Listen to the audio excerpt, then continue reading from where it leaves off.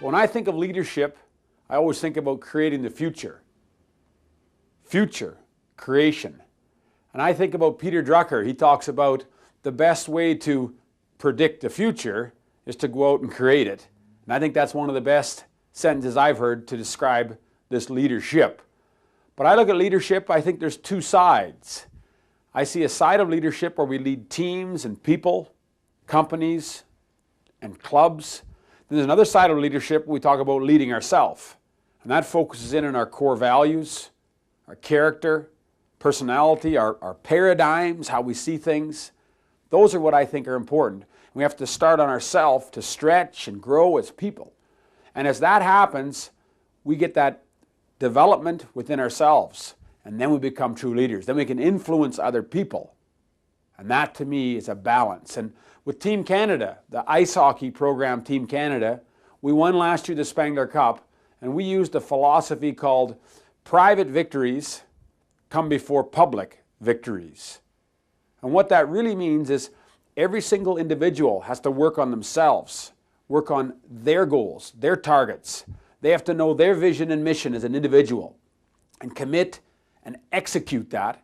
Because we believe if everyone works on that process, individual targets, at the end of the tournament, we'll get the public, or folk, the public success. And that public success is when people say, great job, Team Canada. And there's actually a couple of pictures that I'd like to show that go with that.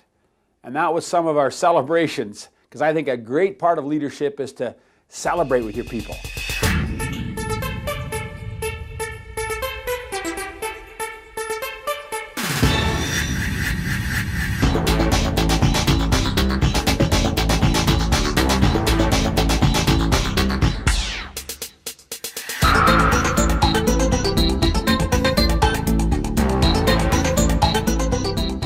We have to find ways of celebrating.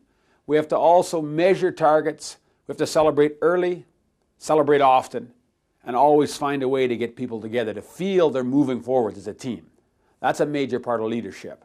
Private victories come before public victories. That's a sentence from Stephen Covey.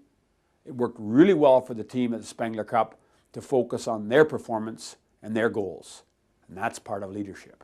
Another topic that's interesting for groups and teams I'm often asked to talk about is psychology of winning. And people look at me just like that. They sort of look puzzled and go, what does he mean by this psychology of winning? One of my favorite examples is Schumacher. We look at guys like Schumacher or Tiger Woods.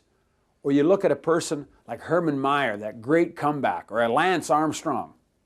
These are tremendously strong people, mentally powerful. But if we can learn from those people, just like in business we learn from other companies, if we can learn from those benchmarks, if we can learn their techniques and tactic, what they do on a daily basis, how they mentally prepare, how they focus and refocus, how they re-energize, because those are the same things. Those are the same things that we can do as individuals. Those kind of tools we've taken from the business world, because we know things that we can measure are things that we can manage and control.